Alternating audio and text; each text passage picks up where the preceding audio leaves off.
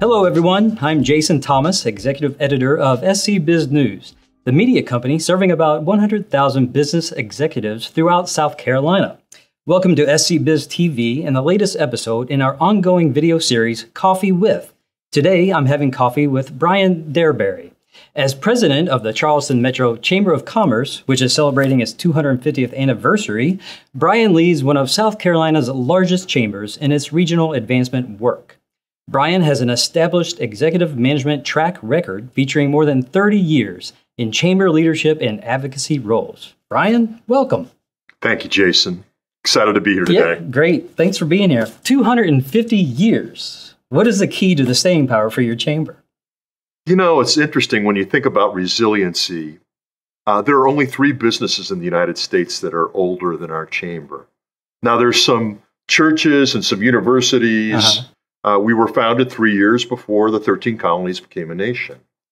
And I think over the course of looking at our history, we've been really fortunate to have some amazing leaders, business leaders, elected leaders, civic leaders, all with a combined passion for making Greater Charleston the best it can be. Sure.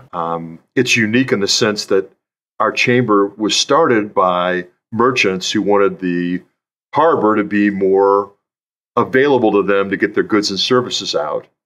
And it still remains our #1 federal issue. It's now at 52 feet.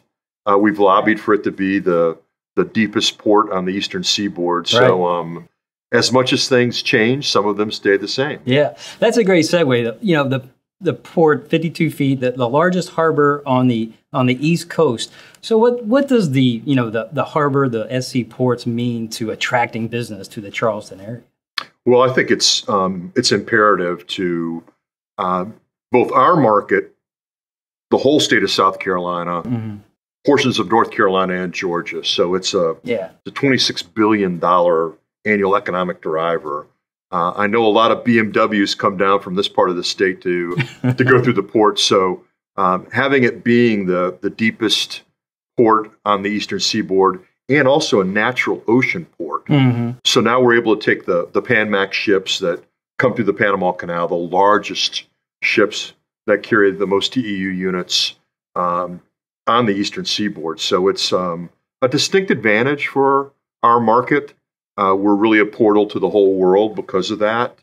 And it's such a significant economic driver that we would not be anywhere near as prosperous or have the sectors that we have without the South Carolina Ports Authority. Sure. You mentioned the Chamber's resiliency and some of the past leaders. How have you continued to evolve and keep your impact going for so long? Yeah, we're proud of the 250-year legacy, and we're fortunate to have 70 directors on our chamber board. And really, we're more focused about the next 25 to 50 years. Our chamber really breaks down into 2 major lines of work. The first is to make sure that our 1,600 business members are working with each other, undertaking commerce, and they have a world-class business environment. Sure. And the second, because of the size of our chamber and its history and focus, is to advance the region. So we're thinking about all the things from housing attainability to infrastructure sufficiency across the board, that talent attraction, whether it's companies coming to our market or employees coming to work for those companies, find important. We want to have great public education systems. We want to have great colleges and universities. And also we know the capital is really smart. It wants to come somewhere where it can be readily invested, it can be respected.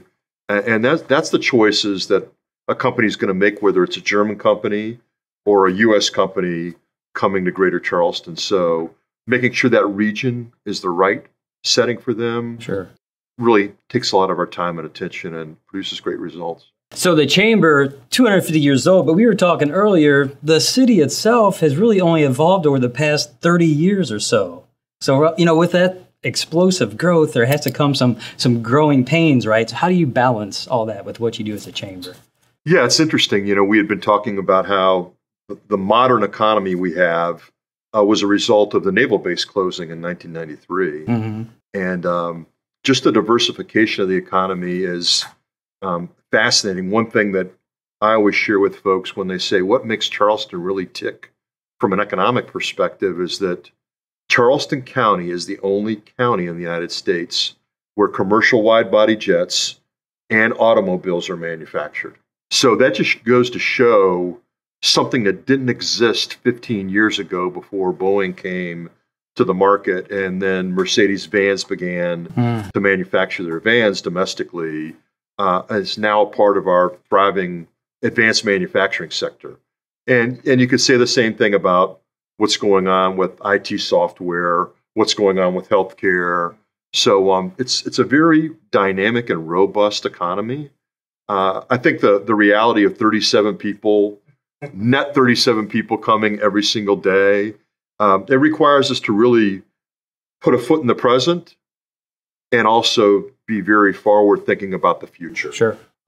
We have the mindset of how do we get together with our public partners and make the right investments to be able to address that kind of population growth in our market. You know, we face some challenges around attainable workforce housing, like lots of markets do. So how do we look at our land use development policies? So, you know, there's a lot of single family homes being built. We need duplexes and multiplexes and high rises that allow density to occur. And then that puts people closer to work, takes cars off the road, and everybody has a better quality of life. And it can be done at the same time honoring the aesthetic beauty and the green spaces that make Charleston special. So it's a balancing act. Yeah, absolutely. What are some of the other ways that the Chamber is working to address, you know, some of the critical issues facing the region? We're fortunate that we meet with multiple mayors on a monthly basis. We meet with our county leadership, and we really have a partnership model that allows us to say, okay, we've got an issue here. How do we come together and resolve it? So I think that's one of the powerful things that allows our area to be very flexible in how it approaches problem resolution and coming together with a collective mindset versus just saying my way or the highway. Right. The other thing we're going to do this summer is we're going to bring between 100 to 150 leaders together, and we're going to look between 2023 to 2040. How do we roadmap out where we go as a region?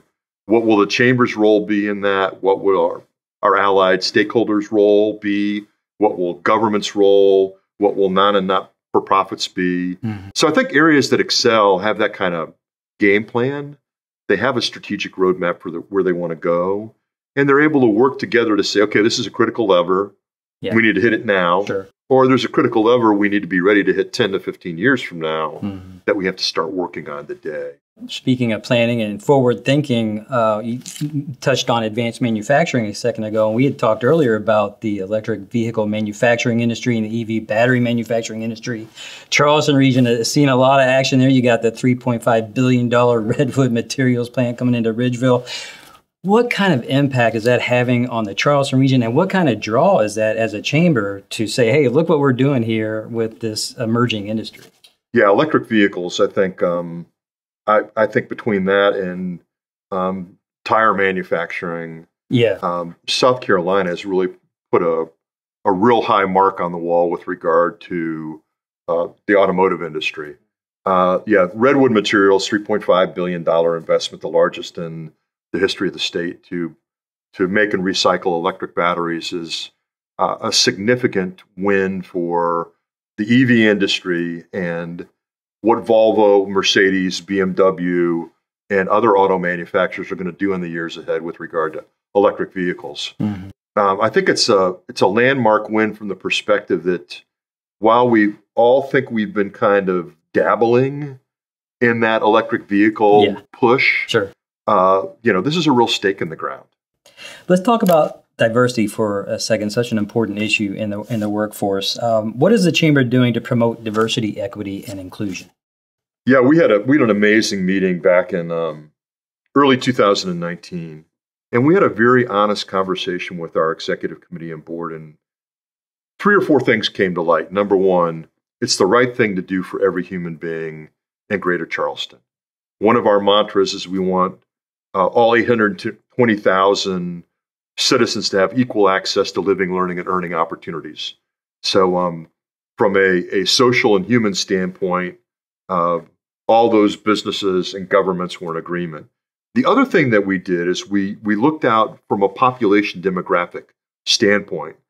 And if, by 2040, 2050, if you don't have a diverse, inclusive workforce, you're not going to have one. Sure. So the demographic trends are very clear that we want to involve every person in South Carolina, in our market, and in the United States, and being ready to go to work and be a contributing employee and citizen. The other interesting thing that the two consultants did is they showed businesses that were heterogeneous in their workforce. They were more profitable. They had higher customer satisfaction, higher employee satisfaction. They were more innovative, and they had better employee retention. So if you're not going to do it on the first two factors, do it because it's good for your business. Right. So I think those were the three big drivers. The other thing we looked at is the economic mobility of minority-based businesses in our metro area was at a lower level than we wanted to see it. We wanted those businesses to have great opportunities for growth, to change the trajectory of not only the businesses, but the families and the employees that are part of them. So 2 years ago, we started a Minority Business Accelerator program. And our first cohort had 13 minority businesses. The second that we just launched this year has 20. And the goal is over a decade to impact 180 to 250 businesses. So they go through 10 months of curriculum where they're looking at everything from branding to finances to employee attraction and retention.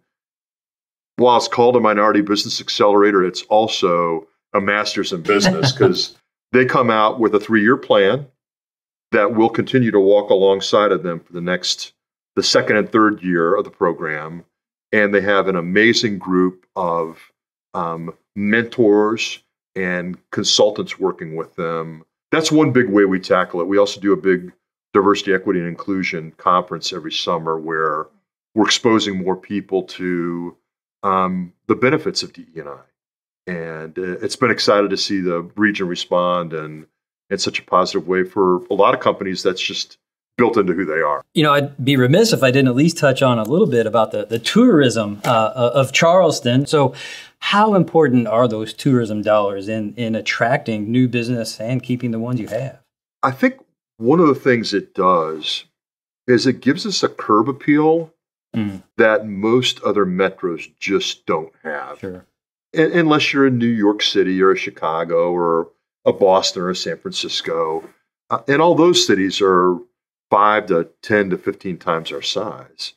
So I think there's an intimacy when you come to Greater Charleston that you don't experience when you're in a big metro. I think the other thing that is a calling card for us is just the hospitability of our people. They take great pride in presenting our community unlike anything I've ever experienced in my life. Sure. And lived in a lot of different markets in a lot of different parts of the United States. I think the other distinctive thing it does that we need to sometime remind our residents of is that I've lived in other 800,000 person places that don't have anywhere near the level of food, the level of shopping. You're a little spoiled, don't you? Yeah, the places where you could fire a cannon down the middle of the downtown and not hit anybody after 8 o'clock at night. Right. So it gives us a incredible mix of amenities that our residents experience also, which is exciting. Sure. So I think that also helps us. You can talk to any of our other peers that have metropolitan statistical areas. A lot of people that start businesses do it because they visited somewhere and they think, I'd love to have a business here. So I think it has a good business benefit from that perspective. Sure. With all that tourism and those 37 people moving to Charleston every day, with growth comes growing pains. We talked about this a little bit about the infrastructure. But how do you feel that the area is, evolving and adapting to all of this great action that's happening? Yeah, it's interesting now. We're having what I would call courageous conversations around everything from attainable workforce housing to the sufficiency of our infrastructure. We're getting ready to do a 19-stop high-speed set of bus lanes from almost Somerville to the peninsula. So I think we have to be smarter and faster and be willing to make investments. We're not seeing it slow down. I don't think it is going to slow down. A lot of people are choosing to work virtually because they can work anywhere in the world. Sure. So the other thing that we're finding, the first time in our chamber's history, we have more virtual business members than ever before. Oh, that's interesting. A lot of that 37 are using our schools, using our roads, Right, and paying taxes, but they're not putting up a physical plant. So it's a whole different equation than I think what a lot of metro areas have experienced up till the pandemic. Sure. Great. I think we covered just about everything. Do you have anything else you'd like to add or anything else to discuss? Well, SC Biz is such a powerful statewide leader in telling the stories that make South Carolina a great place to work and to live and to look at your family and its growth. So I want to thank you for what you guys do. And we love getting that word out in a way that helps people get a true appreciation for what the state is and can mean to them if they come here to go to work, or if they come here to bring a business, or if they come here to spend quality time during the course of the year. Great. So thank you. Thank you. Thanks for those kind words. Appreciate it. You bet. Bryan Derreberry, President and CEO of the Charleston Metro Chamber of Commerce. Thank you so much for joining us today. You bet. Thank you. Well, that will do it for this episode of Coffee With. To view this episode and more episodes of Coffee With, check out our SC Biz TV YouTube channel. Thank you very much.